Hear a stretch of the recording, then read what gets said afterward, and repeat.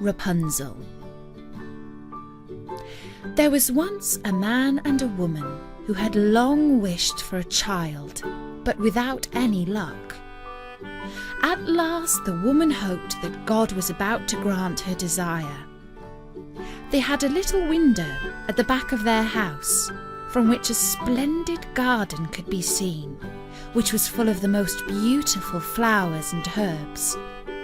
It was, however, surrounded by a high wall, and no one dared go into it because it belonged to an enchantress who had great power and was dreaded by all the world. One day, the woman was standing by this window and looking down into the garden when she saw a bed which was planted with the most beautiful plant called Rapunzel, and it looked so fresh and green that she longed for it. She quite pined away and began to look pale and miserable.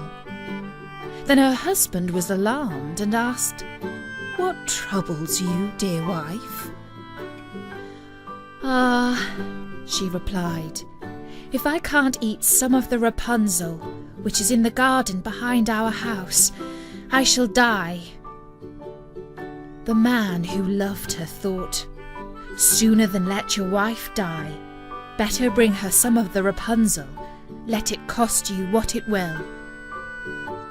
When it was getting dark, he clambered down over the wall into the garden of the enchantress, hastily clutched a handful of the Rapunzel plant and took it to his wife. She at once made herself a salad of it and ate it greedily. It tasted so good to her, so very good, that the next day she longed for it 3 times as much as before. If he was to have any rest, her husband must once more descend into the garden. In the gloom of the evening, therefore, he let himself down again. But when he had clambered down the wall, he was struck with terror, for he saw the enchantress standing before him. "How can you dare," said she with an angry look, "climb down into my garden and steal my Rapunzel like a thief? You shall suffer for it." "Ah," answered he, "let mercy take the place of justice. I only made up my mind to do it out of necessity. My wife saw your Rapunzel from the window and felt such a longing for it that she would have died if she had not got some to eat." Then the enchantress allowed her anger to be softened and said to him, "If you speak the truth, I will allow you to take away with you as much Rapunzel as you will. Only I make one condition. You must give me the child which your wife will bring into the world. It will be treated well, and I will care for it like a mother." The man, in his terror, agreed to everything. And when the child was born, the enchantress appeared at once, gave the child the name of Rapunzel, and took it away with her. Rapunzel grew into the most beautiful child under the sun. When she was 12 years old, the enchantress shut her into a tower, which lay in a forest, and it had neither stairs nor doors, but right at the top was a little window. When the enchantress wanted to go in, she placed herself beneath it and cried, "Rapunzel, Rapunzel, let down your hair for me." Rapunzel had magnificent long hair, fine as spun gold, and when she heard the voice of the enchantress, she unfastened her braided tresses, wound them round one of the hooks of the window above, and then the hair fell 20 yards down, and the enchantress climbed up by it. After a year or two, it happened that the king's son rode through the forest and passed by the tower. Then he heard a song, which was so charming that he stood still and listened. This was Rapunzel, who in her solitude passed her time in letting her sweet voice sing out. The king's son wanted to climb up to her, and looked for the door of the tower, but none was to be found. He rode home, but the singing had so deeply touched his heart that every day he went out into the forest and listened to it. Once, when he was thus standing behind a tree, he saw that an enchantress came there, and he heard how she cried, "Rapunzel, Rapunzel, let down your hair for me." Then Rapunzel let down the braids of her hair, and the enchantress climbed up to her. "If that is the ladder that leads to the top, I too will try my fortune," said he. And the next day, when it began to grow dark, he went to the tower and cried, "Rapunzel, Rapunzel, let down your hair to me."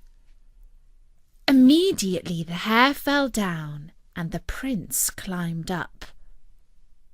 At first Rapunzel was terribly frightened when a man, such as her eyes had never yet beheld, came to her. But the king's son began to talk to her quite like a friend, and told her that his heart had been so stirred that it had let him have no rest, and he had been forced to see her. Then Rapunzel lost her fear, and when he asked if she would take him for her husband, and she saw that he was young and handsome, she thought, "He will love me more than old Dame Gothel the enchantress does." And she said yes, and laid her hand on his. She said, "I will willingly go away with you, but I do not know how to get down. Bring with you a ball of silk every time that you come, and I will weave a ladder with it, and when that is ready I will climb down, and you will take me on your horse." They agreed that until that time he should come to her every evening, for the old woman came by day. The enchantress remarked nothing of this, until once Rapunzel said to her, "Tell me, Dame Gothel, how it happens that you are so much heavier for me to draw up than the young king's son. He is with me in a moment." "Ah, you wicked child!" cried the enchantress. "What do I hear you say? I thought I had separated you from all the world, and yet you have deceived me." In her anger she clutched Rapunzel's beautiful hair, wrapped it twice around her left hand, seized a pair of scissors with the right, and snip, snap, they were cut off, and the lovely braids lay on the ground. And she was so pitiless that she took poor Rapunzel into a desert, where she had to live in great grief and misery. On the same day that she cast out Rapunzel, however, the enchantress fastened the braids of hair, which she had cut off, to the hook of the window, and when the king's son came and cried, "Rapunzel, Rapunzel, let down your hair to me," she let the hair down.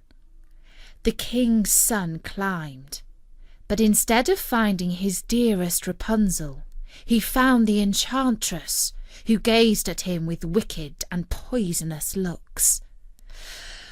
"Ah!" she cried mockingly, "you would fetch your dearest, but the beautiful bird sits no longer singing in the nest.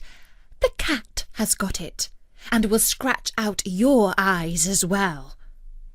Rapunzel is lost to you. You will never see her again."